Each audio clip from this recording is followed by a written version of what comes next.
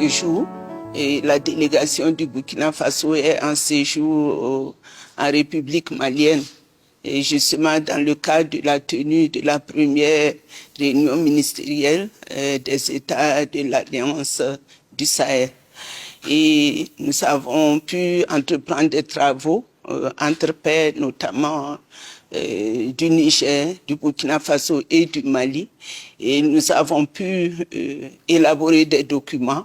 Et il était de bon ton que nous puissions venir faire la substance de ces documents-là à son Excellence, Monsieur le Président de la République du Mali, et au-delà, lui transmettre les fraternelles et chaleureuses salutations de son frère, le capitaine Ibrahim Traoré, président de la transition du Burkina Faso. Et à l'occasion, nous avons aussi profité de sa présence pour demander à ceux qui nous prodiguent des conseils, qui nous donnent des orientations pour que nous puissions parachever les documents que nous avons pu élaborer. Et justement, à ce propos, des axes majeurs ont été dégagés et selon ces instructions et aussi la vision, sa propre vision et bien évidemment vision partagée par ses pairs du Burkina Faso et du Niger. Et il a été recommandé que nous puissions mettre l'accent sur ces trois axes principaux, notamment la question de la diplomatie, de la défense et du développement, ce que lui-même il a qualifié des 3D et qui sont des éléments fondamentaux devant caractériser l'Alliance des États du Sahel. Et au-delà, nous avons d'autres aspirations que nous avons formulées sous forme de recommandations qui prendra en compte justement les intérêts majeurs de nos populations respectives et qui nous réclament des actions concrètes et impactantes sur leur vie au quotidien.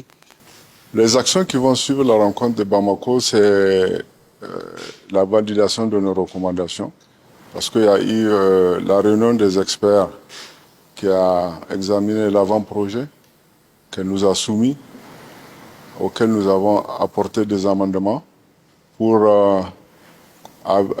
arriver à un document consolidé qui est le projet que nous allons soumettre au chef d'État. Ce projet est essentiellement articulé sur l'architecture, sur l'organigramme, l'organisation de l'AES, comment elle doit être articulée. Nous avons suivi les recommandations de nos chefs d'État. Nous avons privilégié une architecture légère, innovatrice, fonctionnelle, qui nous permettra d'agir avec beaucoup de souplesse et d'efficacité. Notamment dans deux domaines essentiels, la défense, qui est l'axe prioritaire numéro 1, compte tenu des défis sécuritaires auxquels nos trois pays sont confrontés, notamment dans la zone des trois frontières, et le domaine du développement.